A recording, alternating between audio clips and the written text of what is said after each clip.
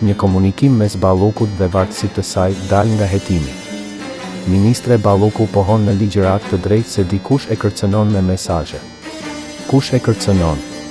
Është fare e qartë, e kërcënon me mesazhe vetë kryeministri Edi Rama dhe e kërcënon lidhur me çështjen e tunelit të Llogoras. Pse?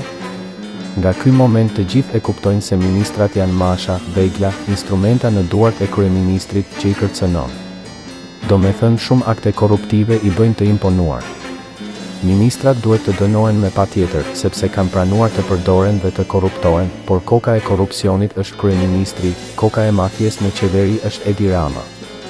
Edi Ramës shqiptarët i kanë besuar menaxhimin e parave të tyre, administrimin e financave publike për herë të katërt. Ku kanë katandisur? Nga ana tjetër Sali Berisha, me ata 50 e pak deputet hyn në parlament dhe legjitimon pushtetin dhe qeverinë e Ramës.